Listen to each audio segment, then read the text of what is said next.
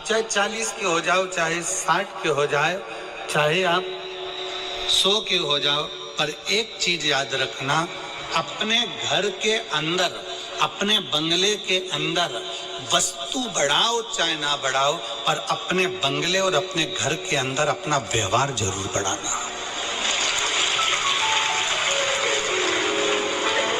Sofa cum है ना, चलेगा।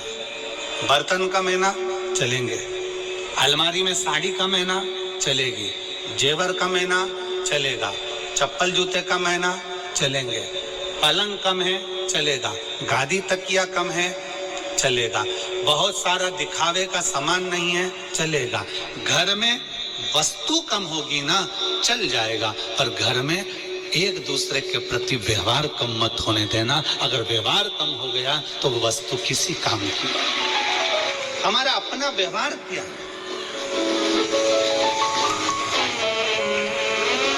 दुकान क्यों चलती है? जम के बोलो, दुकान कैसे चलती है? सामान से। सामान तो पड़ोसी के यहाँ भी भरा हुआ है। अरे बोलो जम के।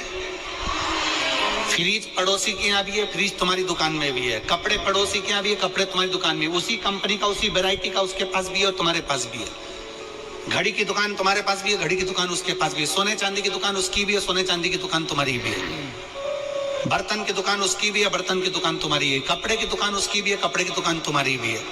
चश्मे की दुकान उसकी भी है, चश्मे की दुकान तुम्हारी भी है। पार्लर उसका भी है, पार्लर तुम्हारा भी है। किस चीज से चल रहा है? वस्तु से। सामान तो उसके पास भी है।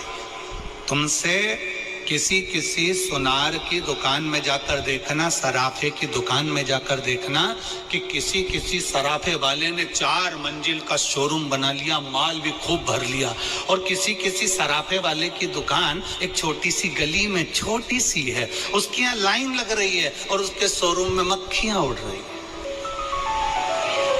सोना उसके पास भी है, सोना इसके पास भी है। चांदी उसके पास भी है, चांदी इसके पास भी है। कपड़ा उसके पास भी है, कपड़ा इसके पास भी है। सामान सबके पास में है, परंतु शिव महापुराण की कथा कर रही है, चाहे तुम्हारा बचपन हो, चाहे तुम्हारी जवानी हो, चाहे तुम्हारी अधेड़ी हो, चाहे तुम्हारा बुढ़ापा हो, तुम्हारे घर में वस्तु बढ़े ना बढ़े, सामान बढ़े ना बढ़े, पर तुम्हारा व्यवहार बढ़ना चाहिए। ऐसा व्यवहार होना चाहिए कि दुनिया के लोग तुम्हारे पास में आए।